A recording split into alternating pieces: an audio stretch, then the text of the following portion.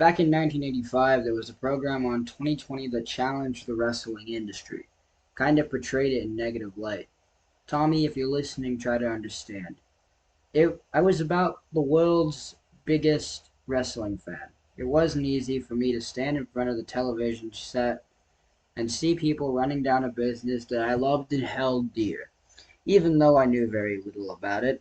To see my friends laugh at me, saying, "That's what you want to get involved in?"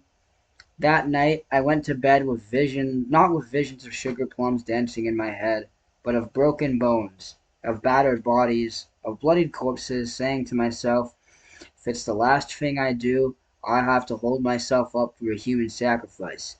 The world will respect professional wrestling. That dream came true as I sacrificed myself for the past 10 years and the better part of my past laying on concrete floors. From Africa to Asia to South America to right into the middle of the ECW arena. What's it really done? What will really come to? Lying in a hospital bed in Munich, Germany, watching my ear being thrown out into a garbage can.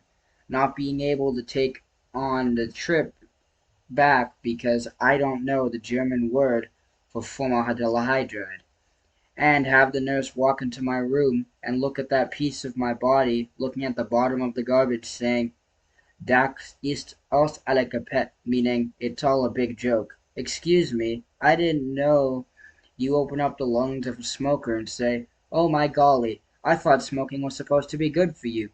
Do you open up Terry Funk's non-functioning liver and go, "I didn't know 4 decades of heavy drinking took this kind of toll," so they show that kind of respect to a patient?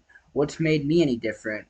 Because I was a wrestler, and professional wrestlers and professional wrestling will never be respected no matter how many teeth I lose, no matter how many ears I lose, no matter how many brain cells have to die. And so it comes down to the point where it's just not worth it. It's just not worth it, Tommy Dreamer. You have to start looking realistically as wrestling as a way to make a living. Nothing more and nothing less.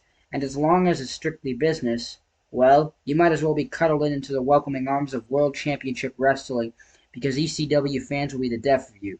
You see, they realize, and they were smarter than any of us, that they rule ECW Wrestling, not us. What happened, Tommy? You came back from All Japan Wrestling with your trunks and your boots and said, "By golly, I'm gonna wrestle."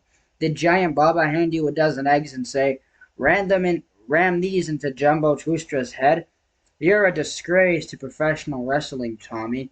You're becoming a damn fool, and I can't sit back there and take it. I have a moral obligation. You see, when I survey the wasteland of professional wrestling, Tommy, try to understand.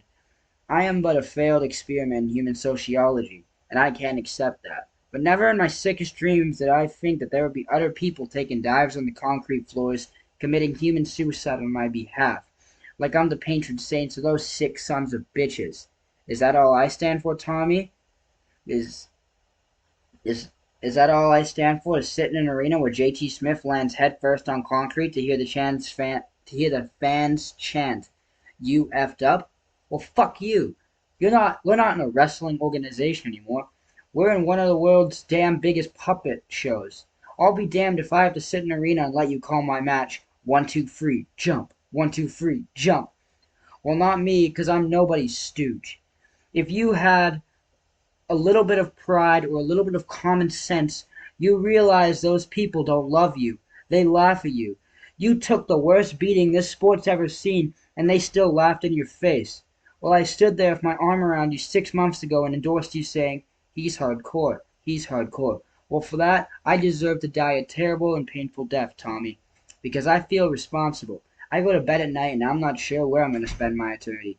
And you, Tommy, you're my salvation. Because you see, by delivering to you a better organization where you may be appreciated, loved, and held with the littlest amount of respect within the Turner family, maybe there's a chance for me, too. So, think it over, because a yes to Cactus Jack would mean a great deal to me.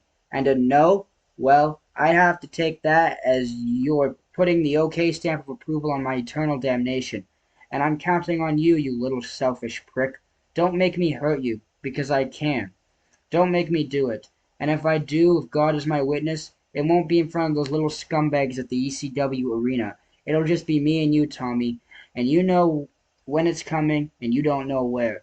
Unless you wish to damn me to the depths of hell, answer my call and say, okay, Cactus, you win. I'll put on the suspenders, I'll groom that mustache, and I'll call Uncle Eric and say, count me in. Because not only would you be doing yourself a favor, not only would you be helping your life, you'd be saving mine, you'd be saving mine. You'd be saving mine. Quote Cactus Jack.